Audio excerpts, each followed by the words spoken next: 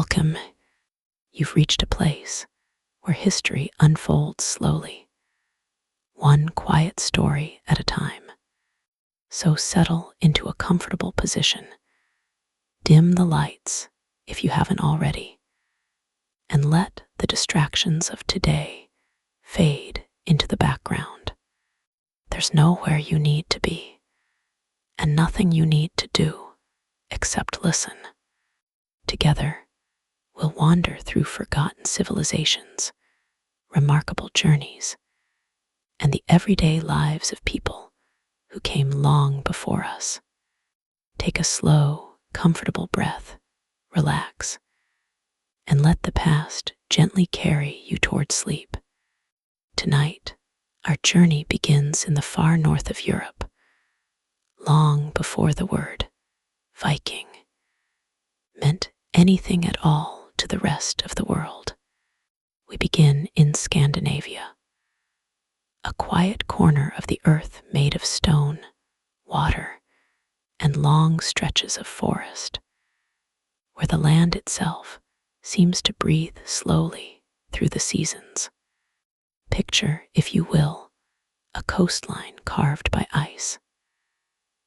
Thousands of years earlier, massive glaciers had moved across this land, grinding through rock, carving deep valleys, and leaving behind the fjords that would one day shape an entire way of life. These fjords, long fingers of seawater reaching into the mountains, would become the front doors of countless small communities. Water was not a barrier here. It was a road. Imagine standing on a hillside in what is now Norway, sometime around the year 700. Below you, a narrow inlet of dark water reflects a pale sky. Pine and birch trees cover the slopes.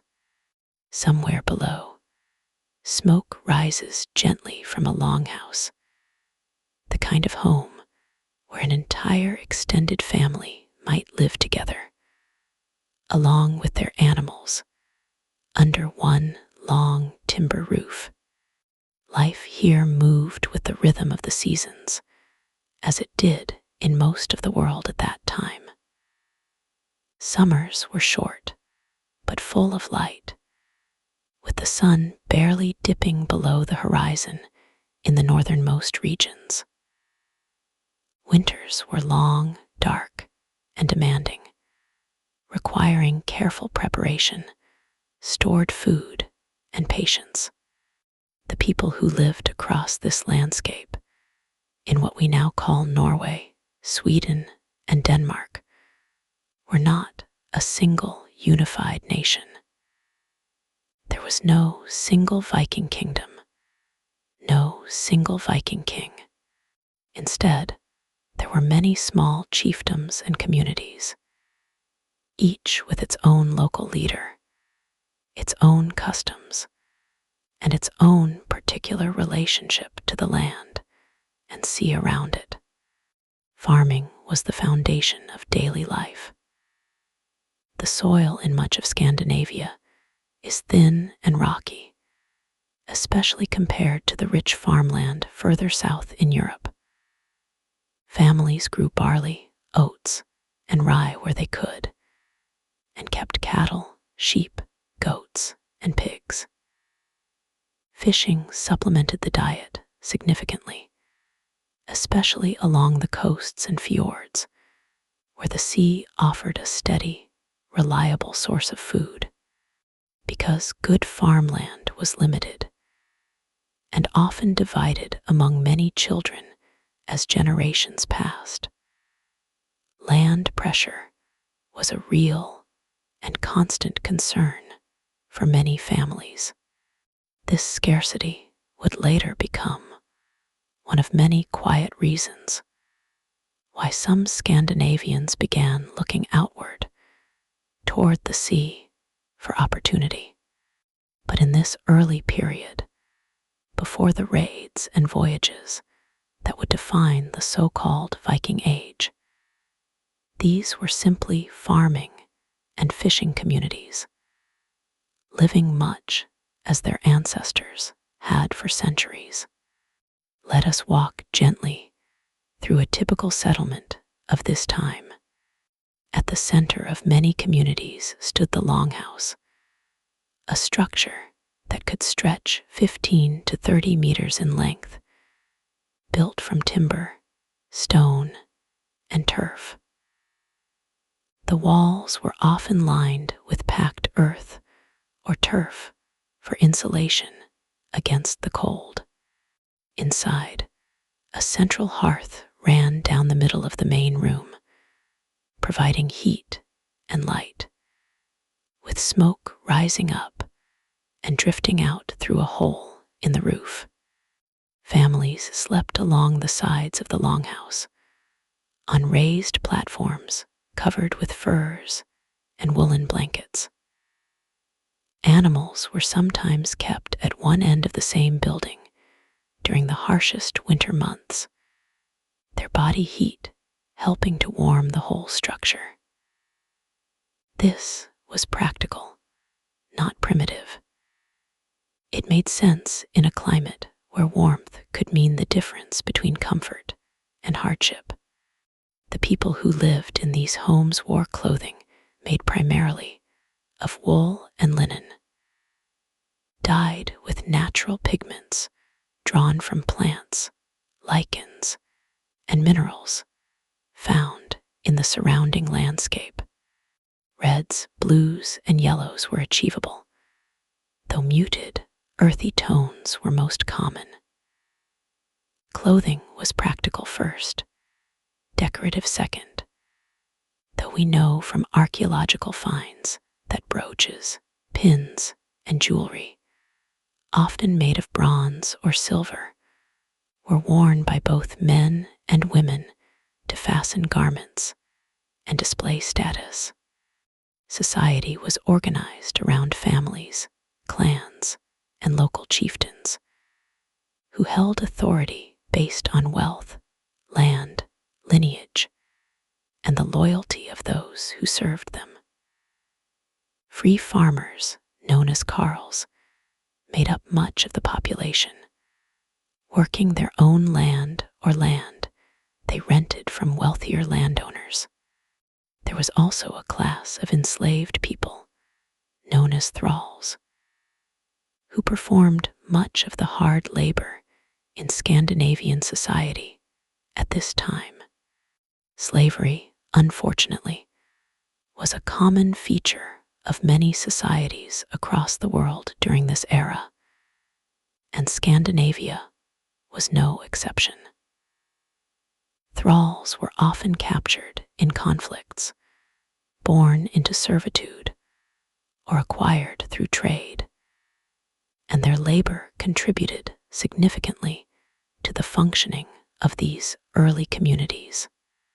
At the top of this social structure sat the jarls, a class of wealthy and powerful families who controlled larger estates, commanded loyalty from warriors, and often competed with one another for influence and resources. Religion in this early period centered around a rich tradition of gods, spirits, and stories that had been passed down orally for generations.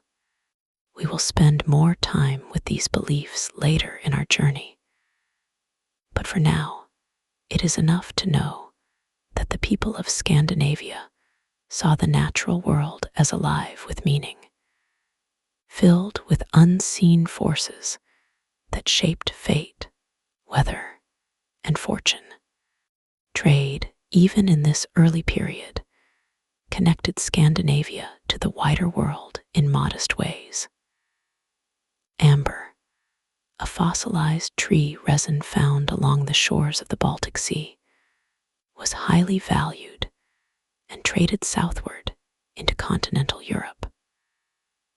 Furs, walrus ivory, and other northern goods made their way along slow trade routes, exchanged for silver, glass, and other materials not available locally. Boats, even before the famous longships we associate with the Viking Age, were already central to life in this region. The waterways connected communities that might otherwise have been isolated by mountains and forests. Rowing and simple sailing vessels moved people, goods, and news along the coasts and inland waterways. It was from this quiet foundation, this world of farmers, fishermen, families, and small local kingdoms, that something began to change during the final decades of the 8th century. The reasons for this change were not sudden or dramatic, despite how later history would sometimes portray them. They developed slowly, shaped by improvements in shipbuilding technology, population growth, competition for resources, and status among ambitious leaders, and a gradually increasing awareness of the wealth that existed in the lands to the south and west. We will follow this development carefully and patiently in the segments ahead, moving through the technology of the ships that would carry these northern communities across open water, the beliefs that shaped their understanding of the world, and eventually the journeys themselves. For now, let your mind rest on this image. A quiet fjord at dusk, smoke curling from a longhouse roof, the gentle sound of water against a wooden hull tied at the shore. A family settling in for the night, much as families everywhere have always done, unaware that the world would one day remember their descendants by a single word. There is no need to hold on to every detail. Let the images drift, softening at the edges, the way memories do. In our next segment, we will step inside a Viking home more closely, exploring the details of daily life, food, family, and community at a slow and gentle pace as the story continues to unfold. For now, simply rest here in this quiet northern landscape and let sleep come if it wishes to. We continue our journey now through the world of early medieval Scandinavia, moving closer into the daily rhythms of a single farmstead, somewhere along a quiet fjord.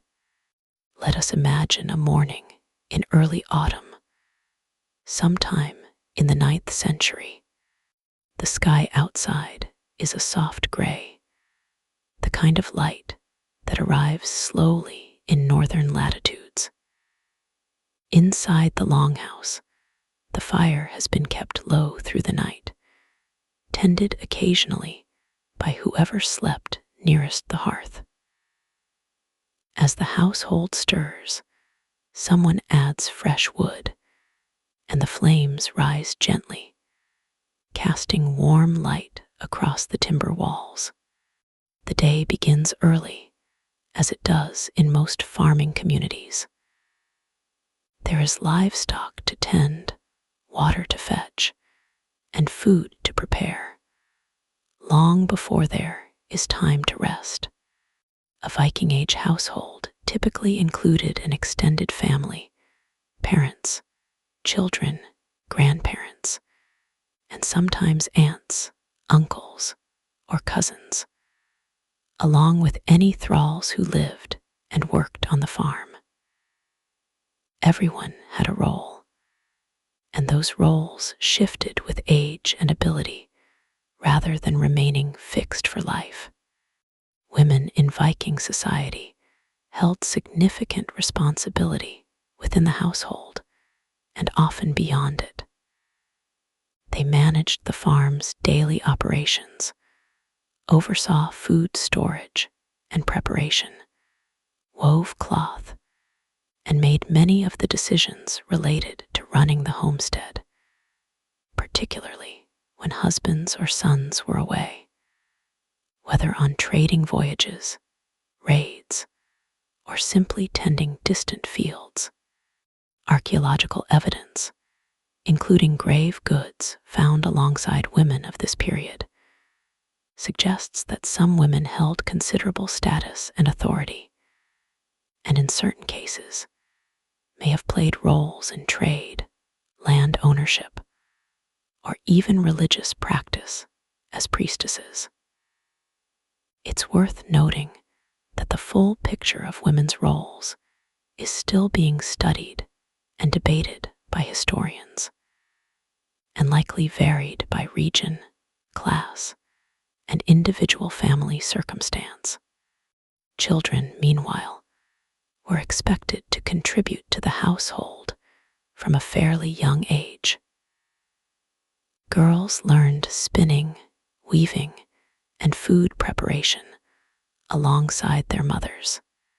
Boys learned to work with tools, tend animals, and eventually train with weapons, not necessarily for warfare alone, but because hunting and self-defense were simply part of life in this era. Breakfast, if we can call it that, was often a simple affair. Perhaps some bread made from barley or rye, along with skyr, a thick, yogurt-like dairy product still eaten in Iceland today, or porridge cooked slowly over the fire. Meals throughout the Viking Age relied heavily on what the local land and sea could provide. Along the coasts, fish was a dietary staple, dried, smoked, or salted for preservation through the winter months. Herring, cod, and salmon were commonly caught, depending on the region and season. Inland and across farmland, meat came primarily from cattle, sheep, goats, and pigs, supplemented by hunting wild game such as deer, elk, and various birds. Nothing was wasted. Animal fat was used for cooking and for making soap and candles. Bones were carved into tools, needles, combs, and small decorative items. Vegetables were more limited than what we might expect today, though onions, cabbage, peas, and beans were grown where the soil allowed. Wild berries, particularly in late summer, provided a welcome source of natural sweetness, along with honey, which was also fermented into mead, a drink that held both everyday and ceremonial importance. As the morning continues, we might follow one of the farmstead's younger members outside to the animal pens. Livestock needed to be fed, milked, and moved to grazing areas. Sheep were particularly valuable, not just for meat and milk, but for their wool, which formed the backbone of Viking Age textile production. Wool production was an enormous, ongoing undertaking within most households. After shearing, the wool had to be cleaned, carded, spun into thread using a hand spindle, and finally woven into cloth on an upright loom, a tall wooden frame that would have stood in a prominent place within the longhouse. This work was largely, though not exclusively, carried out by women, and it was constant. A single set of sails for a longship, for example, could require the wool of dozens of sheep and many months of labor. Woven cloth became clothing, blankets, sailcloth, and trade goods. Nothing about this process was quick, and the rhythm of spinning and weaving would have been a near constant background presence in daily life, filling quiet hours between other tasks. Meanwhile, tools and equipment needed regular maintenance. Iron implements, such as axes, knives, and farming tools, might be sharpened, repaired, or replaced by a local blacksmith, a figure of considerable importance and respect within many communities. Ironworking required specialized knowledge, and a skilled smith could craft not only farming tools, but weapons, cooking implements, and decorative items. As midday approached, the household might pause for a simple meal, followed by continued work through the long afternoon.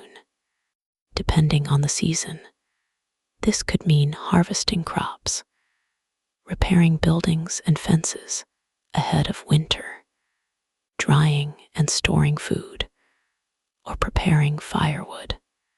Community connections mattered greatly in this world.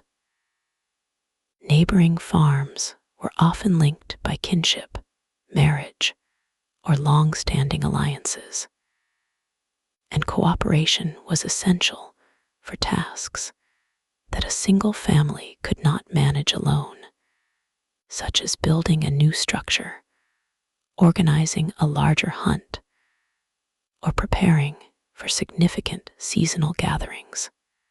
One such gathering was the Thing, a regular assembly where free members of the community came together to resolve disputes, make important decisions, and discuss matters affecting the wider community. We will explore this institution more closely later in our journey, as it reveals a great deal about how Viking Age society organized itself, quite differently from how we might assume.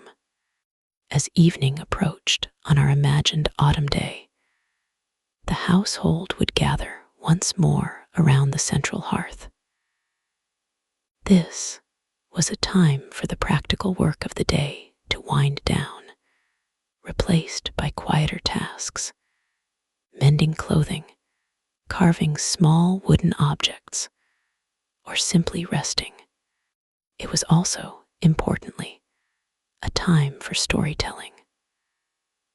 Long winter evenings across Scandinavia were filled with oral traditions, tales of gods and heroes, family histories, and practical knowledge passed from one generation to the next. Without widespread written language during much of this period, though runic writing did exist for shorter inscriptions, spoken word carried enormous cultural weight. Skilled storytellers and poets, sometimes called skalds, held respected positions within society, preserving history and mythology through memorized verse and performance. As the fire burned low and the household settled toward sleep, animals secured for the night and doors closed against the cold, we can imagine a sense of quiet satisfaction that comes from a day of steady, necessary work. This was the foundation of Viking Age life, not constant conflict or dramatic voyages, but the patient rhythm of farming, family, craft, and community, repeated through the changing seasons, year after year, generation after generation. It was from this steady foundation that some members of this society would eventually look outward toward the sea, toward trade, exploration, and yes, at times, conflict. But that steady, grounded daily life remained the true center of the Viking world throughout the entire period we now call the Viking Age. In our next segment, we will turn our attention to the beliefs that shaped how these communities understood their world, their gods, and their place within a much larger, unseen order of existence. For now, let this quiet image of hearth and home settle over you, and allow sleep to come closer, if it wishes to. Our attention turns inward now, toward the beliefs, stories, and unseen forces that shaped how these northern communities understood their place in the world. Let yourself relax fully as we explore this world of gods and fate, a world that existed not in temples of stone, as in some other ancient cultures, but largely in stories, rituals, and the quiet rhythms of everyday life. The Norse understanding of the cosmos was built around a vast, interconnected structure, often referred to as the nine worlds, all connected by a great tree known as Yggdrasil. This world tree, an immense ash tree in most tellings, was imagined as the structural center of existence itself, its branches and roots reaching into realms inhabited by gods, giants, elves, humans, and the dead.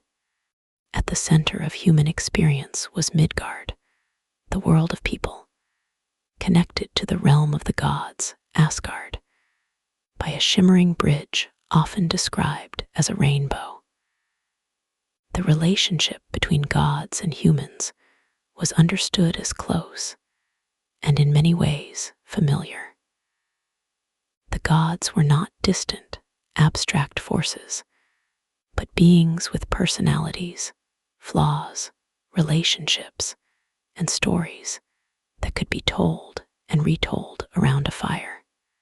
Among these gods, a few names have become widely known. Odin, often described as the All-Father, was associated with wisdom, war, poetry, and the mysteries of fate. He was said to have sacrificed one of his eyes at the well of wisdom in exchange for deeper understanding of the world, a story that speaks to the value placed on knowledge, even at great personal cost. Thor, Odin's son, was closely associated with thunder, strength, and protection. Carrying his hammer, Mjolnir, Thor was seen as a defender of both gods and humans against the forces of chaos, particularly the giants who dwelled at the edges of the ordered world. Thor was, by many accounts, one of the most widely worshipped and beloved gods among ordinary people, perhaps because his stories often emphasized straightforward courage and protection rather than complex mystery. Freya, one of the most prominent goddesses, was associated with love, fertility, beauty, and also, notably, with war and a form of magic known as satyr. She represented a complexity often present in Norse deities, embodying qualities that might seem contradictory to modern eyes, but made sense within the Norse understanding of a world where beauty and battle, life and death, existed closely intertwined. Loki, a more complicated figure, was associated with trickery and change. Neither fully aligned with the gods nor fully opposed to them, Loki's stories often explore themes of cleverness, consequence, and the unpredictable nature of fate itself. Central to Norse belief was the concept of fate, often referred to through the image of the Norns, three beings who tended the roots of Yggdrasil and were said to shape the destinies of gods and humans alike. This belief in fate, sometimes described as weird, gave Norse Age life a particular quality. Actions mattered, courage mattered, honor mattered, not necessarily because they could change one's ultimate fate, but because how one faced that fate said everything about one's character. This belief system also included a well-known vision of the end of the world, known as Ragnarök, a great final battle in which gods, giants, and monstrous forces would clash, resulting in widespread destruction, followed, in most versions of the story, by renewal and the emergence of a new, cleansed world. It's worth noting gently, without dwelling on violence, that this story functioned less as a literal prophecy and more as a way of understanding cycles of destruction and renewal present throughout nature and human experience. Beyond the major gods, Norse belief included a rich landscape of lesser spirits and beings. Land spirits, known as landvitir, were thought to inhabit natural features such as rivers, hills, and forests, and needed to be respected in order to maintain harmony between people and the land they depended upon. Elves, dwarves, and other beings populated stories and beliefs, each associated with particular skills, dangers, or blessings. Religious practice in Viking Age Scandinavia was not centralized in the way we might imagine religion today. There were no grand cathedrals, though there were significant outdoor and indoor ritual sites, sometimes associated with particular groves, hills, or specially constructed halls.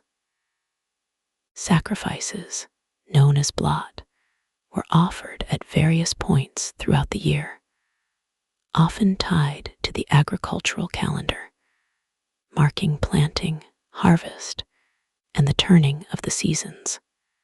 These sacrifices might include food, drink, particularly mead or ale, and in some documented cases, animals offered in gratitude or in hope of favor from the gods for a successful harvest, safe travels, or protection from hardship. Communities gathered for these events, strengthening social bonds alongside spiritual ones. Death and the afterlife held particular significance within Norse belief. Several possible afterlives existed depending on how one lived and died. Warriors who died bravely in battle might be brought to Valhalla, Odin's great hall, to prepare for the events of Ragnarök. Others might go to Folkvanger, a field associated with the goddess Freya, or to other realms depending on the manner of their death and the specific regional or personal beliefs involved. Burial practices reflected these beliefs. Grave goods, items buried alongside the deceased, ranged from everyday tools and jewelry to, in some notable and well-documented cases, entire ships, reflecting the deceased's status and the belief that these items might serve them in whatever journey or afterlife awaited. Ship burials, though relatively rare and reserved for individuals of high status, offer some of the richest archaeological insight we have into Viking Age beliefs and craftsmanship, preserving remarkably detailed textiles, carved wood, and personal items. It's worth pausing here to note that religious belief and practice likely varied considerably across the wide geographic and temporal span of the Viking Age. From roughly the late 8th century through the 11th century, and across different regions of Scandinavia and its later settlements. What we know today comes primarily from later written sources, especially Icelandic texts written down after the Christianization of the region alongside archaeological evidence.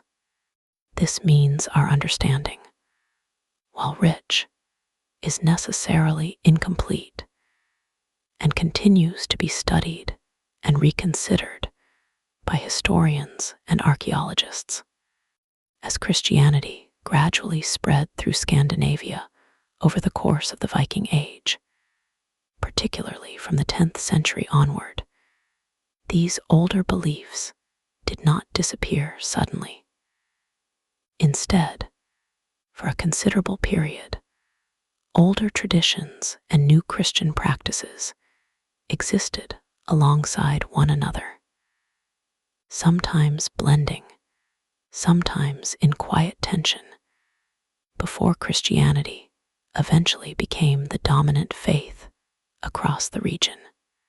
We will return to this transition later in our journey, as it marks one of the defining shifts of the era. For now, let these images settle gently in your mind. A great tree connecting many worlds, gods who were wise, strong, complicated, and familiar. A belief that fate could not always be avoided, but that how one faced it mattered deeply. There is nothing here that needs to be remembered precisely. Let the stories drift softly, like smoke rising from a hearth fire, as you continue toward rest. In our next segment, we will turn to the ships themselves, the remarkable vessels that would eventually carry Norse sailors far beyond their home shores, and the craftsmanship that made such voyages possible. Rest now, if you are able, and let the old stories carry you gently toward sleep. Our attention turns now to the water, and to the remarkable vessels that would eventually carry Norse sailors far beyond the shores of Scandinavia. Let your breathing slow, and let yourself settle in as we explore the quiet craftsmanship behind the Viking longship. One of the most significant technological achievements of the early medieval world. To understand why these ships mattered so much, it helps to remember the landscape we explored earlier in our journey. Scandinavia is a land of fjords, islands, rivers, and long, difficult coastlines, where travel over land was often slow, difficult, or simply impossible. Water was not an obstacle here. It was the most natural, most efficient way to move. Shipbuilding in this region had a long history, stretching back centuries before the Viking Age itself.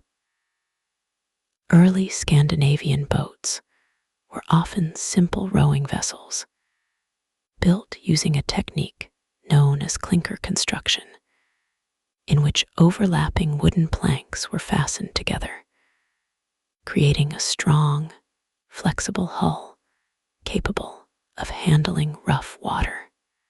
Over time, and particularly by the 8th century, Scandinavian shipbuilders had refined this technique considerably and combined it with an important addition, the sail.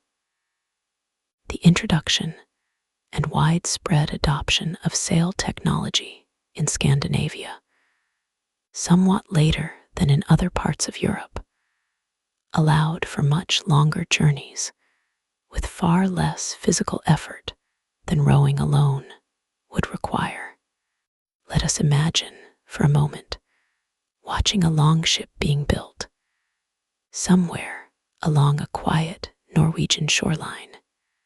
The process began with careful selection of timber, most often oak, prized for its strength and flexibility. Shipbuilders looked for trees with natural curves that matched the shapes needed for the ship's frame, reducing the need to force wood into unnatural bends that might weaken the structure over time. The keel, the long central timber running along the bottom of the ship, was laid first, forming the backbone of the entire vessel.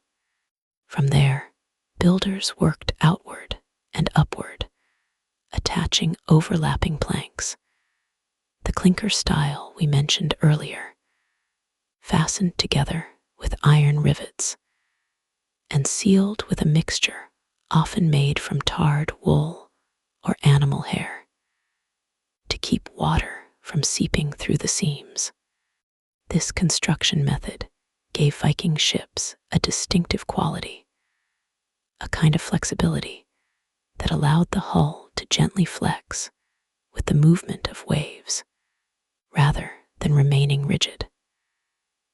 This flexibility, combined with a shallow draft, meaning the ship sat relatively high in the water, allowed these vessels to travel not only across open ocean, but also up shallow rivers and directly onto beaches without requiring a deep harbor or dock. This particular combination of qualities, ocean-worthy strength alongside the ability to navigate shallow water, was remarkably versatile, and it would prove enormously significant for the voyages that lay ahead. Viking ships were not a single uniform design. Different types served different purposes. The most famous type, the longship, was built primarily for speed and maneuverability, often used for raiding, exploration, and warfare when necessary.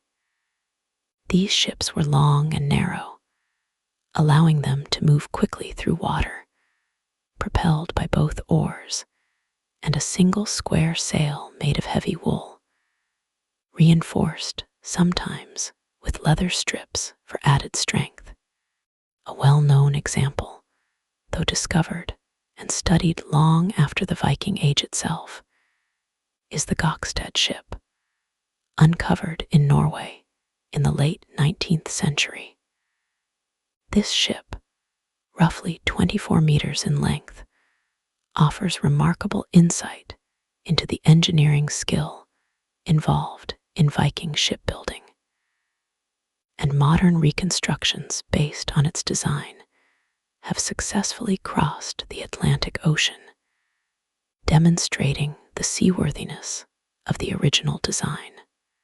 Alongside longships, Scandinavian shipbuilders also constructed broader, deeper cargo vessels known as nars, designed not for speed or raiding, but for carrying goods, livestock, and settlers across long distances. These sturdier ships, with more storage capacity and a design better suited to open ocean travel, would eventually carry Norse settlers to Iceland, Greenland, and, as we will explore later in our journey, even further west. Life aboard these ships, whether longship or nar, was demanding. There was little in the way of shelter from wind, rain, or cold ocean spray. Sailors and passengers alike would have relied on wool clothing animal hide coverings, and simple tents or awnings for whatever protection was available during longer voyages. Navigation, in an age long before modern instruments, relied on a combination of careful observation and accumulated knowledge passed down through generations of sailors. Norse navigators paid close attention to the position of the sun and stars, the behavior of ocean currents, the presence and flight patterns of birds, and the color and temperature of the water itself, all of which could offer clues about location and nearby land. Some evidence, along with continued scholarly discussion, suggests that Norse sailors may have used a specialized tool, sometimes referred to as a sunstone, a crystal capable of detecting the sun's position even through cloud cover. Though this remains a topic of ongoing research and should be understood as a fascinating possibility rather than a settled fact. Building and maintaining a ship of this quality required enormous resources and skilled labor, and ship ownership, particularly of larger vessels, was often closely tied to wealth and social status. A chieftain's ability to gather warriors, traders, or settlers for a voyage depended significantly on having access to seaworthy vessels, along with the resources needed to provision a crew for what could be a lengthy and demanding journey. The ship, in many ways, became a central symbol within Viking Age culture itself, appearing not only in practical daily use, but in art, in burial practices, as we touched on in our previous segment, and in the stories and beliefs passed down through generations. A ship represented mobility, opportunity, connection to distant places, and for some, the possibility of a different kind of life beyond the boundaries of one's home community.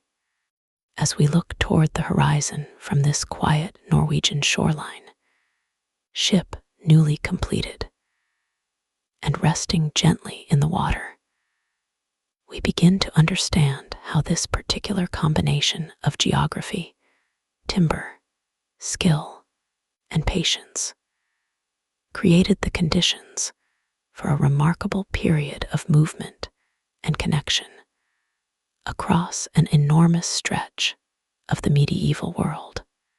In the segments ahead, we will follow these ships outward, first along the coasts of the British Isles, then further along ancient river systems into continental Europe, and eventually across the open Atlantic itself, always at a slow, steady pace, taking time to understand not just where these journeys led, but how ordinary people experienced them. For now, let this image settle quietly in your mind. Timber curved by hand, fastened plank by plank, resting finally on calm water, ready for a journey that would, in time, connect this quiet northern coastline to a much wider world. Rest now, and let the gentle motion of water carry your thoughts towards sleep. We follow the ships we came to know a moment ago, out beyond the fjords of Scandinavia and toward the shores of the British Isles, where Norse sailors would first become known to much of the wider world. Let yourself settle in comfortably as we move gently through this next chapter of our story. Historians often mark the symbolic beginning of what we now call the Viking Age with a single, well-documented event: the arrival of Norse raiders at the monastery of Lindisfarne on the northeastern coast of England in the year 793. Lindisfarne was a significant religious center at the time, home to a community of monks, and known throughout Christian Europe for its learning and its relics. Its location, on a small tidal island connected to the mainland only at low tide, made it a place of quiet, dedicated religious life. The arrival of Norse ships at Lindisfarne that year was recorded by contemporary Christian writers who described it as a deeply unsettling event, given the peaceful and dedicated nature of the community that was affected. Written accounts from this period, understandably, reflect real shock and concern from those who documented it. Given the significance placed on this location within Christian Europe at the time, we should approach this moment gently and factually. Raids of this kind, involving the seizure of valuable goods and captives, did occur along coastal and river settlements during this period, particularly targeting monasteries, which often held considerable wealth in the form of religious items crafted from gold and silver, alongside limited defensive capability compared to fortified towns. It's worth noting gently that raiding of coastal settlements was not entirely unique to Norse sailors during this era. Various groups across early medieval Europe engaged in similar activity when opportunity presented itself. What made the Norse raids particularly notable and particularly well documented was both their timing, striking somewhat unexpectedly at religious centers previously considered relatively safe, and the remarkable range and frequency they would achieve over the following decades, made possible by the shipbuilding advances we explored in our previous segment. Following Lindisfarne Norse activity along the coasts of the British Isles and continental Europe increased gradually over subsequent decades. Monasteries and settlements along coastlines and navigable rivers in what is now England, Scotland, Ireland, and parts of France experienced periodic raids throughout the early 9th century. It's important, as we move through this part of our story, to understand that raiding represented only one dimension of Norse activity during this period, even in its earlier decades. Trade, exploration, and eventually settlement developed alongside, and often intertwined with this pattern of raiding, complicating any simple narrative of the period. Let us turn our attention for a moment to Ireland, where Norse activity would leave a particularly lasting mark.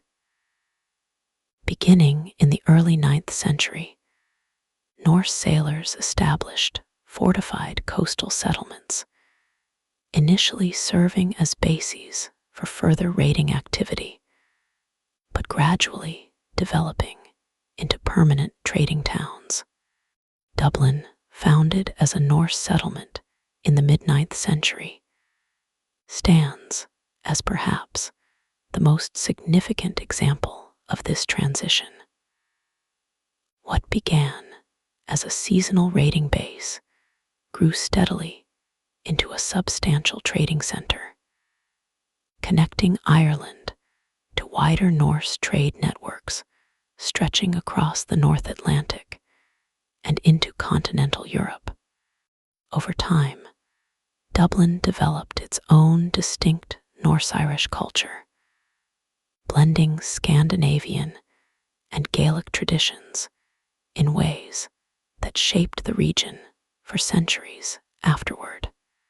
Similarly, in what is now England, Norse activity evolved considerably over the course of the 9th century. Initial raids gradually gave way to larger, more organized military campaigns, and eventually to significant settlement. By the later part of the 9th century, a substantial portion of eastern and northern England came under Norse political and cultural influence, an area later known as the Danelaw, reflecting the significant Scandinavian legal and cultural presence established there. This period saw considerable interaction, sometimes through conflict, but increasingly through trade, intermarriage, and gradual cultural blending between Norse settlers and the existing Anglo-Saxon population. Place names throughout this region of England today still reflect this Norse heritage, with many towns and villages carrying names derived from Old Norse language roots. A quiet, lasting trace of this period that remains visible even now.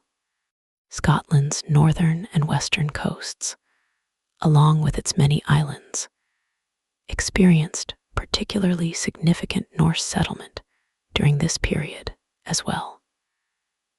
The Orkney and Shetland Islands, in particular, developed strong and lasting Norse cultural identities, with Norse language and customs remaining dominant in these island communities for centuries, in some cases persisting in local dialect and place names into the modern era.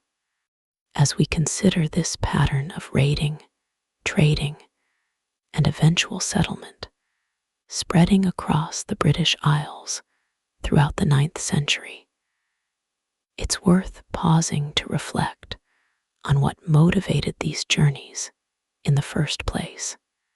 Historians generally point to a combination of factors we touched on earlier in our journey: limited agricultural land in parts of Scandinavia, political ambition among competing chieftains, and emerging royal families seeking wealth and status, and the simple fact that improved shipbuilding technology had made such distant journeys newly possible in ways they had not been for previous generations.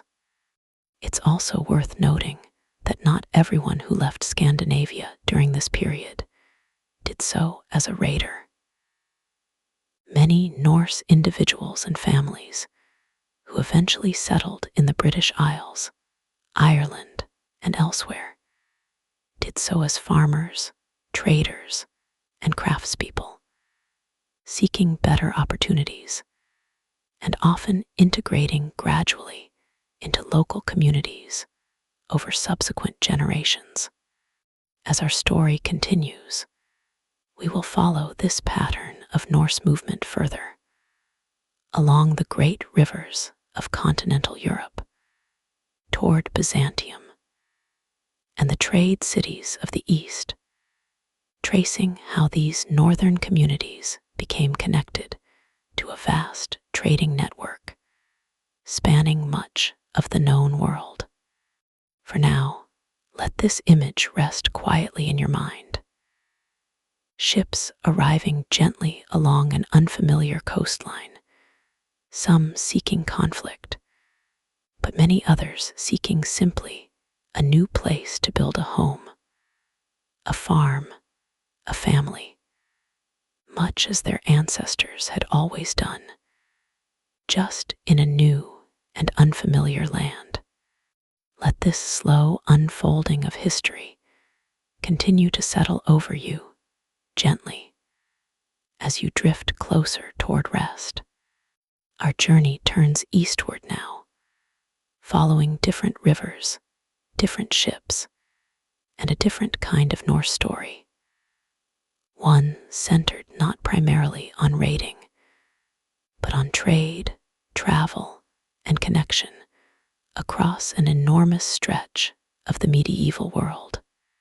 Let yourself relax fully as we follow this quieter, steadier current of history, while Norse sailors from what is now Norway and Denmark tended to travel westward toward the British Isles and eventually across the Atlantic. Norse traders and settlers from what is now Sweden generally moved eastward into the vast river systems of what is today Russia, Belarus, and Ukraine. These travelers became known in various historical sources as the Rus, a name that would eventually give rise to the very name of Russia itself. Though the precise relationship between these early Norse traders and later Slavic political development remains a subject of careful historical study and, at times, considerable scholarly debate. Let us imagine, for a moment, a group of these traders, sometime in the mid-9th century, navigating their vessels along the wide, slow-moving rivers that stretch through what is now Western Russia. Unlike the open ocean voyages we explored in our previous segments, this eastward travel relied on an extensive network of rivers, including the Volga and the Dnieper, connected in places by portage, meaning that boats and their cargo needed to be physically carried or dragged overland for short distances between navigable waterways. This was slow, demanding work, requiring smaller, lighter vessels than the great ocean-going longships and nars we discussed earlier. Boats used for this river travel needed to be manageable by a relatively small crew, capable of being hauled over land when necessary, while still sturdy enough to carry substantial trade goods along hundreds of miles of river travel. Along these rivers, Norse traders established a series of settlements and trading posts, gradually developing into more permanent towns. Novgorod in the north, and later Kiev, further south along the Dnieper River, became particularly significant centers of Norse Slavic trade and political development during this period. These settlements sat at a remarkable crossroads of cultures. Norse traders interacted regularly with Slavic populations, Finno-Ugric peoples, and, as they moved further south, with the sophisticated trade networks of the Byzantine Empire and the Islamic world, particularly through trade connections reaching toward Baghdad. Then, one of the largest and most culturally significant cities in the entire world. What did these traders carry? Furs were among the most valuable goods moving through this network, particularly sable, marten, and other high-quality pelts sourced from the vast forests of the region. Amber, honey, wax, and enslaved people. Unfortunately, a significant and well-documented part of this trade network moved southward and eastward along these routes as well. In exchange, Norse traders received silver, particularly in the form of coins minted in the Islamic world, along with silk, spices, glass beads, and other luxury goods, difficult or impossible to obtain in Scandinavia itself. Archaeological evidence supports the remarkable scale of this trade network. Thousands of Islamic silver coins, known as dirhams, have been discovered across Scandinavia, particularly on the island of Gotland in Sweden, offering clear physical evidence of just how extensive and significant this eastward trade truly was during the 9th and 10th centuries. Let us follow this river system a bit further southward toward Constantinople, the magnificent capital of the Byzantine Empire, known to Norse travelers as Miklagard, meaning roughly the great city. Constantinople at this time was one of the wealthiest, most populous, and most culturally significant cities anywhere in the world, and its splendor would have made a profound impression on travelers arriving from the comparatively smaller settlements of Scandinavia and the river trading towns further north. Norse traders and travelers established meaningful, lasting connections with Byzantium during this period. Trade agreements were negotiated between Norse Rus leaders and Byzantine authorities, and Norse warriors increasingly found employment within Byzantine military service, most notably as members of what became known as the Varangian Guard, an elite unit of Byzantine imperial soldiers largely composed, for a significant stretch of history, of Norse and later broader Scandinavian and Anglo-Saxon recruits. Service in the Varangian Guard offered considerable opportunity for wealth, status, and adventure, drawing ambitious young men from across the Norse world southward. Sometimes for years or even decades of service in a city and culture remarkably different from their homeland. Some of these individuals eventually returned home, bringing with them wealth, stories, and a broadened understanding of the wider world, while others remained in Byzantine service for the remainder of their lives. Runic inscriptions found today in Scandinavia occasionally reference these eastward journeys directly. Memorial stones raised by families in memory of relatives who traveled to Byzantium, to the lands of the Rus, or elsewhere along these eastern trade routes, sometimes returning safely, sometimes never returning home at all. These simple, personal inscriptions offer a quiet, human window into just how far-reaching and personally significant these journeys were for ordinary Norse families.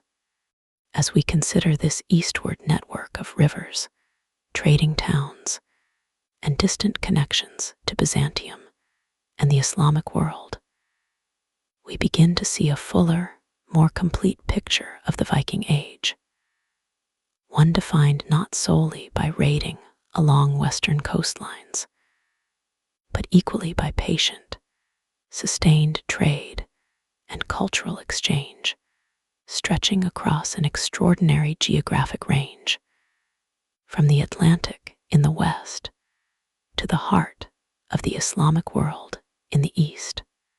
This eastward story would gradually shift over subsequent centuries as the Rus settlements evolved into distinct political entities, gradually adopting and blending with Slavic language, culture, and eventually following the well-known conversion of Prince Vladimir of Kiev in the late 10th century, Orthodox Christianity, a development that would shape the future trajectory of the region for centuries to come, well beyond the scope of our story tonight. For now, let this image settle quietly in your mind. A small, sturdy boat moving slowly along a wide river, laden with furs and amber, bound for markets that would connect a quiet Scandinavian trader to the silver, silk, and splendor of a much wider medieval world. Let this steady eastward current of history carry your thoughts gently toward rest. We turn westward once again now, out into the open Atlantic Ocean, toward a remote, wind-swept island that would become one of the most remarkable Norse settlements of the entire Viking Age, Iceland. Let yourself settle comfortably as we follow this journey across open water toward a land unlike anything the Norse settlers had encountered before. Iceland, prior to Norse settlement, was largely uninhabited, with the possible exception of a small number of Irish monks, known through later written sources as Papar, who may have briefly occupied parts of the island before Norse arrival, seeking a remote and isolated place for religious contemplation. Their presence, if accurately recorded, appears to have been limited and temporary, and they seem to have departed or been absorbed into the new settler population shortly after Norse arrival. According to later Icelandic written sources, particularly a text known as the Landnámabók, or Book of Settlements, systematic Norse settlement of Iceland began in the latter half of the 9th century, traditionally associated with a settler named Ingolfur Arnarsson, said to have established the first permanent Norse farmstead near what is now Reykjavik, sometime around the year 874. It's worth noting gently that while these written accounts offer valuable insight, they were recorded roughly 2 to 3 centuries after the events they describe. And modern historians and archaeologists continue to study and refine our understanding of the exact timeline and nature of early settlement through ongoing archaeological research. Let us imagine for a moment the experience of these early settlers arriving by ship after a demanding open ocean voyage from Norway, several days at minimum, at the mercy of wind, weather, and the navigational skill we explored earlier in our journey. Iceland presented settlers with a landscape both similar to and strikingly different from their Scandinavian homeland.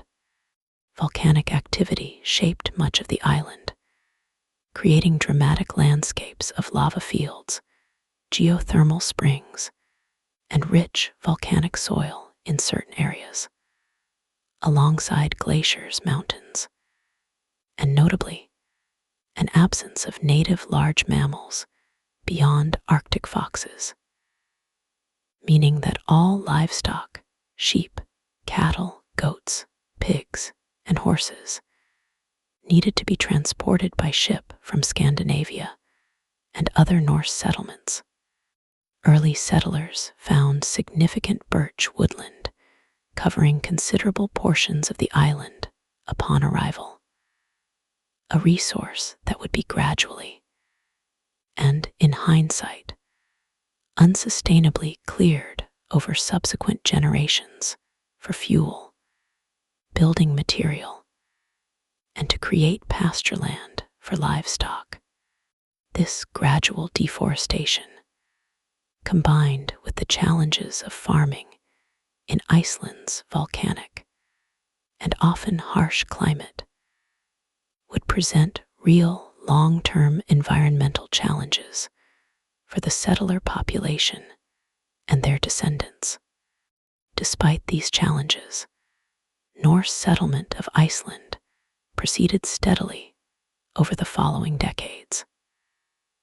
Land was claimed by individual families and chieftains, often marked according to customs recorded in later sources, and a distinct Icelandic Norse society began to take shape, one that would develop several notably unique characteristics compared to the broader Norse world. Perhaps most significantly, Iceland developed a distinctive system of governance centered around the Althing. Established around the year 930, widely regarded as one of the earliest and longest continuously operating parliamentary institutions in the world. Free settlers from across Iceland gathered annually at Thingvellir, a dramatic natural site formed by the meeting point of two tectonic plates, to resolve legal disputes, establish and refine laws, and discuss matters affecting the wider Icelandic community.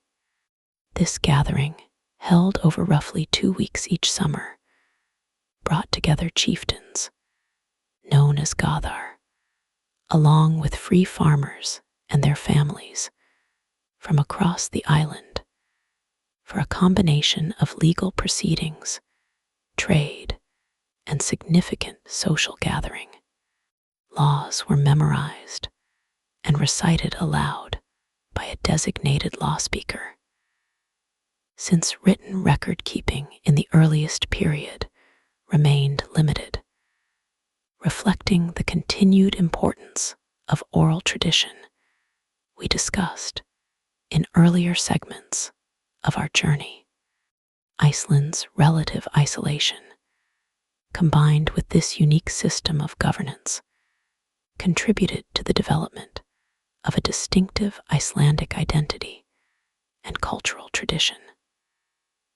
Notably, this isolation and strong oral and eventually written tradition contributed to the later preservation of many of the sagas and mythological texts, including sources like the prose and poetic Eddas we referenced earlier, that today form much of our understanding of broader Norse mythology and history. Daily life in Iceland followed patterns similar to those we explored in our earlier segments on Scandinavian farming communities, adapted to local conditions. Fishing became increasingly significant to the Icelandic economy and diet, given the island's limited arable land and the rich fishing grounds surrounding its coastline. Sheep farming, suited well to Iceland's grassland and hardy native sheep breed, remained centrally important, providing wool, meat, and dairy products essential to the settler economy. Trade connected Iceland to the broader Norse world and beyond, with Icelandic wool, textiles, and dried fish exchanged for timber. Since Iceland's own limited woodland proved insufficient for extensive shipbuilding, along with grain, which struggled to grow reliably in Iceland's climate, and other goods not readily available on the island itself. As Iceland's population grew over the following generations, land became increasingly divided among descendants of the original settlers. Echoing the same land pressure challenges we discussed regarding mainland Scandinavia in our very first segment together. This pressure would, in time, contribute to further westward exploration, carrying Norse settlers even further into the North Atlantic, toward Greenland, and eventually, as we will explore in our next segment, toward the shores of North America itself. Christianity arrived in Iceland gradually over the course of the 10th century, and in the year 1000, following considerable internal debate, the Althing formally adopted Christianity as the religion of Iceland, notably through a peaceful political decision rather than through conflict, allowing for a period of continued tolerance toward private practice of older beliefs, a remarkably pragmatic and measured approach to religious transition for its time. As we consider this island, shaped by fire and ice, settled by families seeking new opportunity, and governed by one of history's earliest parliamentary traditions, we begin to see how the Viking Age was defined as much by patient settlement, careful governance, and cultural preservation, as by the voyages and trade routes we've explored in previous segments. For now, let this image rest quietly in your mind. A distant volcanic island, grasslands meeting dark lava fields, a gathering of families at a great natural amphitheater of stone, voices raised together to recite the laws that would guide their new and remarkable society. Let this steady, patient story continue to settle over you gently as sleep draws closer. We continue further west and north now, following Norse settlers beyond Iceland toward an even more remote and demanding landscape, Greenland, the very edge of the known Norse world. Let yourself relax fully as we move slowly through this next chapter of patient exploration and settlement.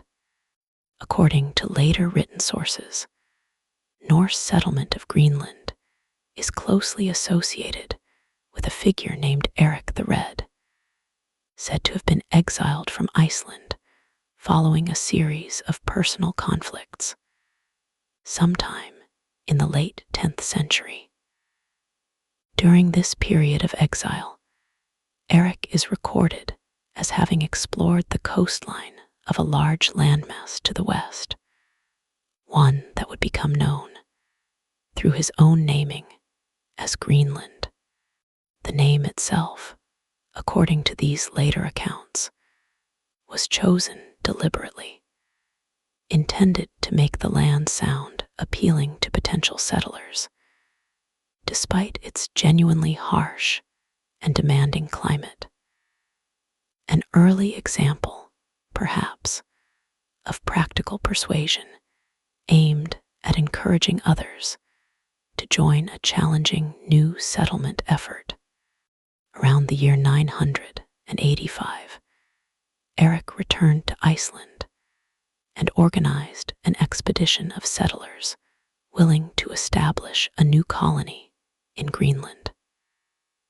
Historical accounts suggest a considerable fleet of ships set out for this journey, though not all vessels are recorded as having completed the difficult crossing successfully, a reminder of just how demanding and genuinely dangerous open ocean travel remained during this period. even for experienced Norse sailors. Those who did complete the journey established two primary settlement areas along Greenland's southwestern coast, known in later sources as the Eastern Settlement and the Western Settlement, names that, somewhat confusingly to modern readers, both refer to locations along what we would today consider the southwestern portion of the island, distinguished from one another primarily by their relative position to each other rather than true compass directions. Let us imagine, for a moment, the experience of these early Greenland settlers arriving in a landscape considerably harsher than either Norway or Iceland. Fjords similar to those found in Scandinavia provided some shelter and grazing land near the coast. But the growing season was notably shorter, and the interior of the island quickly gave way to Greenland's massive ice sheet, largely uninhabitable, and defining much of the island's dramatic landscape. Despite these challenges, Norse settlers established farms along Greenland's coastal fjords, raising livestock, particularly sheep, goats, and cattle, though in smaller numbers than in Iceland or Scandinavia, given the more limited grazing land available. Hunting and fishing played a particularly significant role in the Greenland settler economy, with seals, walrus, and various fish species providing essential food sources, supplementing the more limited agricultural output possible in this challenging climate. Walrus ivory, in particular, became a significant Greenland export, highly valued in European markets, particularly as a material for crafting religious and decorative items.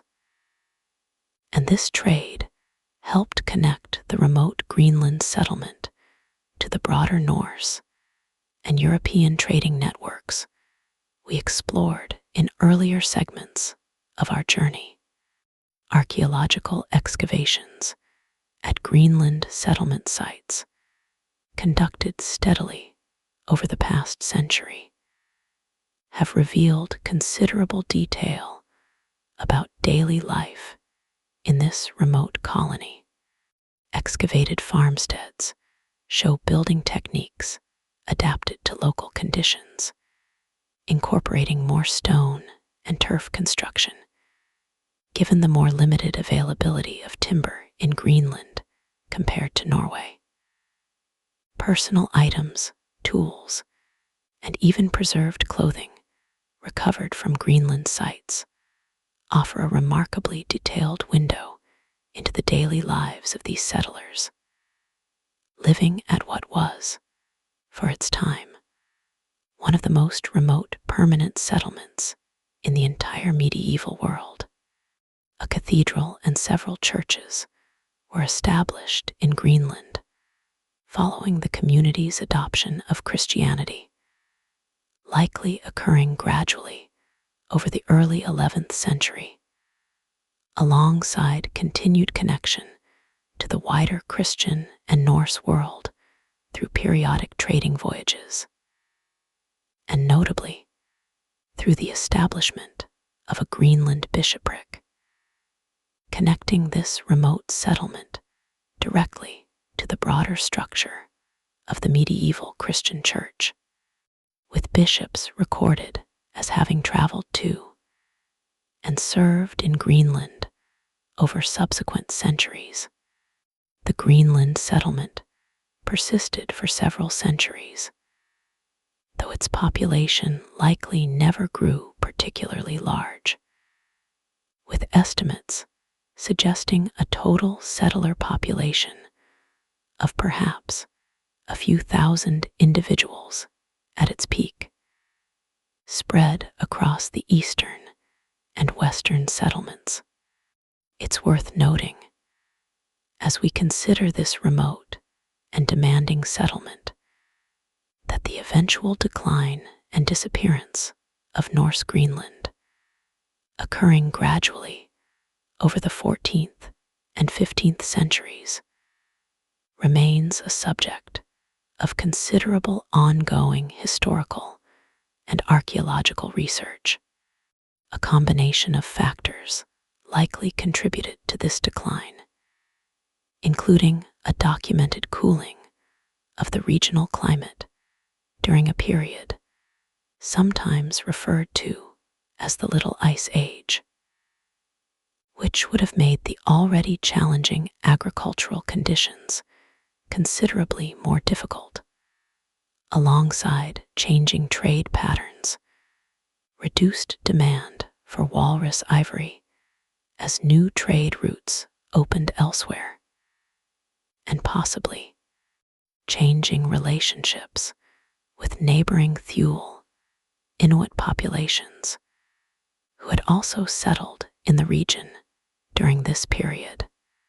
We should be careful in considering this eventual decline, not to view it as a dramatic or sudden collapse, but rather as a gradual, complex process, likely unfolding over generations, reflecting the genuine environmental and economic challenges of maintaining a small, remote settlement community at the very edge of viable agricultural and trading conditions.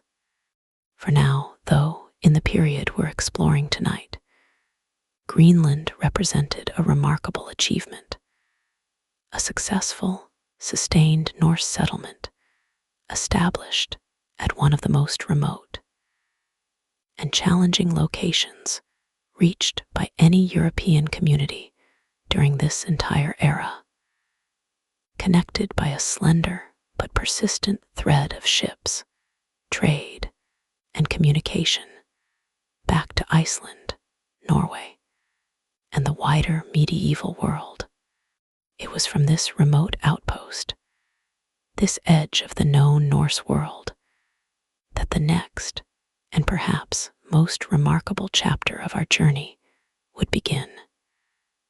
As Norse explorers, based in these Greenland settlements, would eventually sight and briefly settle upon land even further to the west, a continent entirely unknown to the rest of medieval Europe. For now, let this image settle quietly in your mind. A small cluster of turf and stone farmhouses, nestled along a Greenland fjord, sheep grazing on sparse grassland beneath towering, ice-capped mountains, a community holding steady at the very edge of the known world. Let this quiet, resilient story continue to settle over you gently. As sleep draws nearer, we follow Norse sailors even further west now, beyond Greenland, toward the shores of a land entirely unknown to the rest of medieval Europe, a place later Norse sources would call Vinland.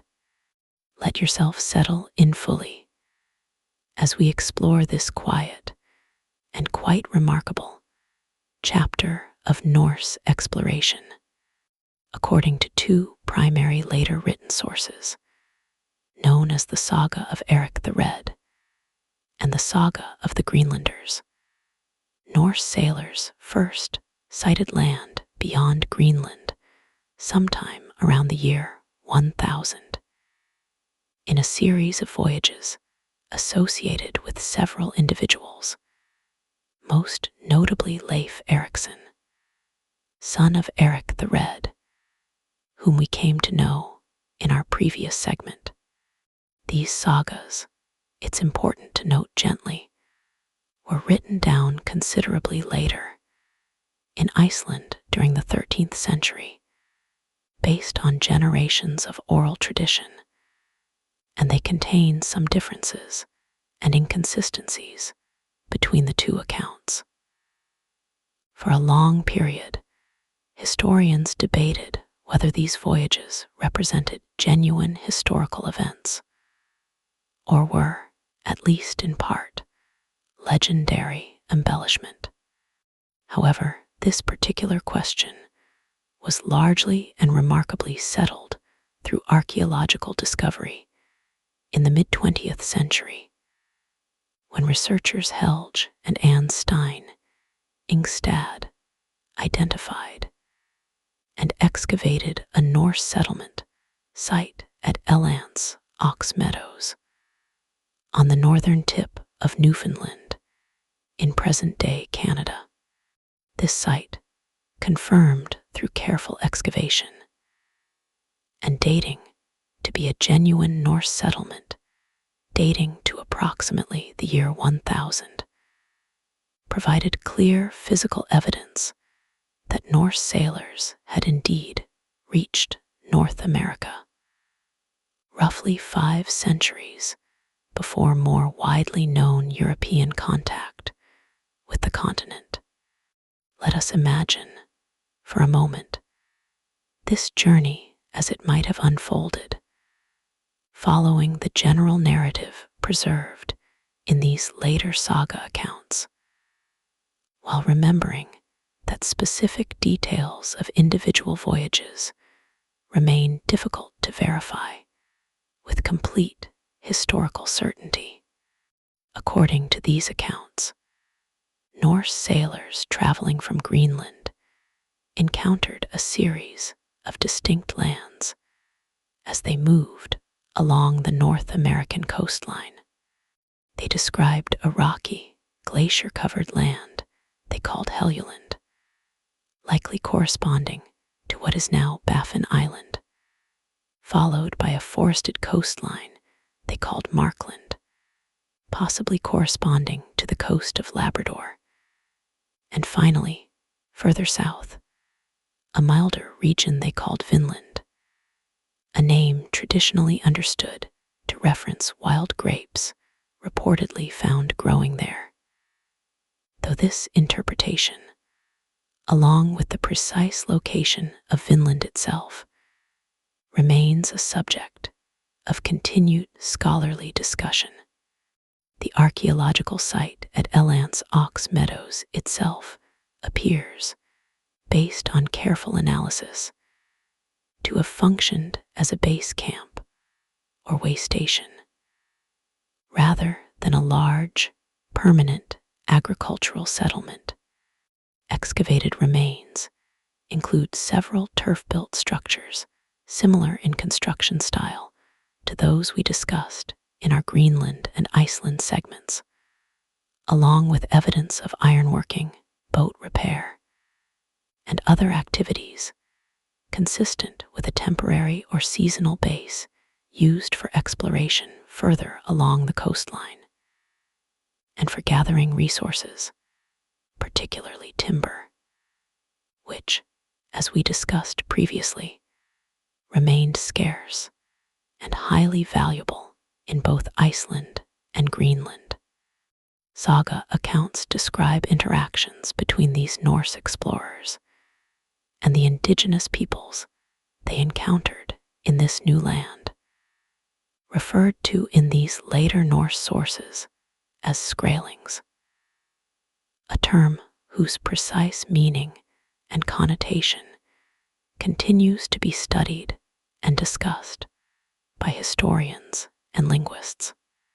These interactions, according to the sagas, included both trade and, at times, conflict, though we should approach these accounts with appropriate historical caution, recognizing that they were recorded from a Norse perspective, generations after the events they describe, without a surviving indigenous account to offer a fuller, balanced picture of these early encounters.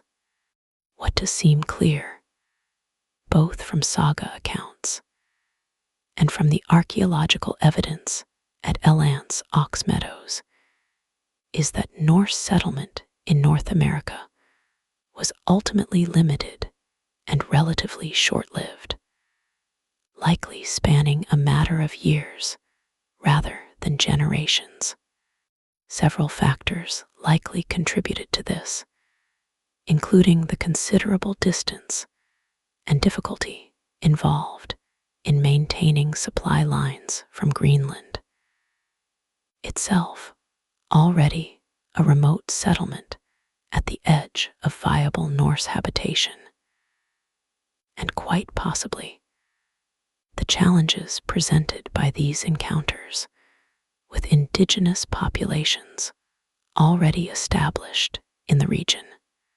Despite this relatively brief chapter of direct settlement, it's entirely possible and considered likely by many historians that Norse sailors continued to visit the North American coastline periodically over subsequent decades or even centuries, primarily to gather timber and other resources without necessarily establishing further permanent settlements. Some archaeological evidence, including Norse-style artifacts found at indigenous sites further north, suggestive of trade contact rather than settlement, supports the idea of continued, though limited and intermittent, contact between Norse Greenlanders and North American indigenous populations over an extended period following these initial voyages. As we consider this remarkable chapter of our story, a small group of Norse sailors, standing at some point around the year 1000 on a shoreline entirely unknown to the rest of medieval Europe, were reminded of just how far the patient, steady process of Norse exploration, beginning with the small farming communities we visited in our very first segment together, had ultimately traveled from quiet Scandinavian fjords to the British Isles, along the rivers of Eastern Europe to Byzantium, across the open Atlantic to Iceland and Greenland, and finally to the shores of a continent unknown to the rest of the medieval world. This journey represents one of the most remarkable and remarkably gradual stories of exploration in medieval history. It would be many centuries before the wider world became fully aware of this North American connection, and the Norse settlement itself left little immediate historical or political legacy in the region, quietly fading from active use, remembered afterward primarily through the sagas passed down in Iceland, until archaeological discovery in the 20th century confirmed what those old stories had, in fact, been telling us all along. For now, let this image settle quietly in your mind. A small cluster of turf buildings resting near a rocky North Atlantic shoreline. A handful of Norse sailors gathering timber and resources, briefly touching a vast, unfamiliar continent before turning their ships eastward once more, back toward Greenland and the wider Norse world they called home. Let this remarkable, quiet story continue to settle gently over you as sleep continues to draw near. We have traveled a long way now, from the quiet fjords of early Scandinavia, through farms and longhouses, gods and ships, raids and trade routes, all the way to the shores of a distant, unknown continent. We come gently to the close of this particular story as we explore how the Viking Age gradually, quietly, drew to an end. Let yourself settle in fully, one final time, as we bring this journey to a slow and peaceful conclusion. Historians generally consider the Viking Age to have extended from the late 8th century, marked symbolically by the events at Lindisfarne we explored earlier in our journey, through to the mid-11th century. Though, as with most historical periods, this end date represents a gradual transition rather than a single defining moment. Several interconnected developments contributed to this slow transition, unfolding gradually over the 10th and 11th centuries. Across the many regions we've explored together throughout our journey, perhaps most significantly, Christianity's gradual spread throughout Scandinavia and its associated settlements fundamentally reshaped Norse society during this period. We touched earlier on Iceland's peaceful political adoption of Christianity around the year 1000. Similarly, in Norway, Denmark, and Sweden, Christianity spread gradually over the 10th and into the 11th centuries, often championed by increasingly powerful royal families who recognized both genuine spiritual conviction and practical political advantage in aligning themselves and their kingdoms with the wider structures of Christian Europe.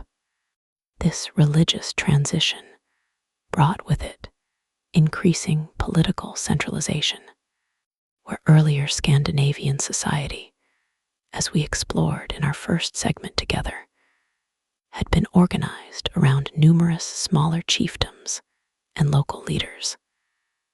The later Viking Age saw the gradual emergence of more unified, centralized kingdoms in Norway, Denmark, and Sweden, ruled by royal families who increasingly consolidated authority, established more formal legal and administrative systems, and connected their territories more closely to the broader political and religious structures of medieval Christian Europe.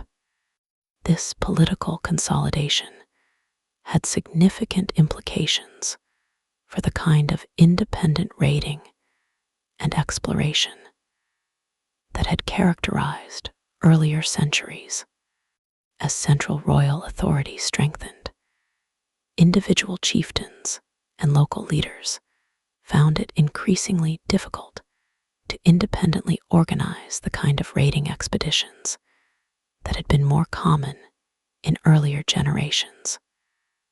Gradually shifting patterns of Norse activity abroad toward more organized, state-sponsored military campaigns, formal trade relationships, and eventually integration into the broader feudal and political structures of medieval Europe. Trade patterns also shifted gradually during this later period. The eastward trade routes we explored earlier, connecting Scandinavia to Byzantium, and the Islamic world through the river systems of what is now Russia and Ukraine, experienced gradual disruption over the 11th century, related in part to broader political changes within the Islamic world affecting silver production and trade, along with shifting political developments among the Rus principalities themselves, gradually integrating more fully into Slavic and Orthodox Christian cultural and political structures. As we touched on briefly in our earlier segment, meanwhile, in the West, Norse populations that had settled in England, Ireland, and elsewhere increasingly integrated into local populations over successive generations. Through intermarriage, shared religious practice following widespread Christian conversion, and gradual cultural blending, gradually becoming less distinctly Norse and more fully woven into the broader medieval societies of the regions where they had settled. One particularly significant moment, often associated with the symbolic close of the Viking Age, occurred in the year 1066, with the Norman conquest of England. It's worth noting, gently, an interesting historical detail here. The Normans themselves were descended from Norse settlers who had established themselves in northern France roughly a century and a half earlier, meaning that this pivotal moment in English history was itself, in a sense, connected to the broader story of Norse expansion and settlement we followed throughout our journey together, even as it's generally considered to mark a symbolic transition away from the Viking Age and toward the high medieval period that followed. As we consider the quiet fading of this remarkable period, it's worth returning gently to the places and stories we visited throughout our journey together tonight and on previous nights. In Iceland, the Althing continued its work, and the sagas that would eventually preserve so much of what we know about Norse mythology, history, and daily life began to be carefully written down during the 12th and 13th centuries, ensuring that these old stories, once passed only through spoken word around a hearth fire, would be preserved for future generations, including, remarkably, for us tonight, nearly 1,000 years later, in Greenland. The small, resilient settlement communities we visited continued for several more centuries, maintaining their quiet, difficult existence at the edge of the known world, before gradually fading during the very late medieval period, as we discussed in that earlier segment. Across Scandinavia itself, the descendants of the farmers, traders, sailors, and chieftains we've come to know throughout this journey continued their lives much as they always had, adapting gradually to new religious beliefs, new political structures, and a changing relationship with the wider medieval world, while still carrying forward in language, custom, and memory the deep traditions of the world we explored together in our very first segment. The word Viking itself, it's worth noting as we close our journey, likely originally referred not to an entire people or culture, but specifically to the act of raiding or seafaring expedition itself, drawn from Old Norse language roots. Over time, and particularly in later historical and popular usage, the term expanded to describe the entire Norse culture and period we've explored together.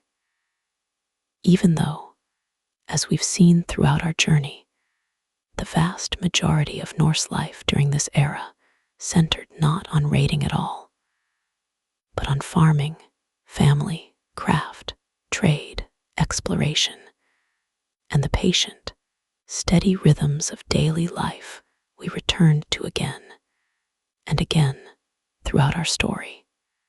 As we bring this long, slow journey to its gentle close, let us take a final, quiet moment to reflect on everything we've walked through together. A small farming community beside a northern fjord. A longhouse warmed by a central hearth. Gods and stories passed down through countless generations. Ships built plank by plank, ready to carry sailors across open water. Coastlines and rivers connecting a small northern people to Ireland, England, Byzantium, Baghdad, Iceland, Greenland, and briefly to the shores of North America itself. This was the Viking Age, not a single story of conquest or adventure, but thousands of individual, interconnected stories of ordinary people, farmers and traders, parents and children, sailors and settlers, living their lives, generation after generation, gradually shaping and being shaped by one of the most remarkable periods of exploration and connection in medieval history. Thank you for spending this time with us tonight, drifting slowly through this long, patient story. There's nothing more you need to do now, except rest. Let the quiet images we've explored together, fjords and longhouses, ships and rivers, distant shores and old stories told beside a warm fire, settle gently over you as you finally allow yourself to drift fully and completely into sleep. Good night.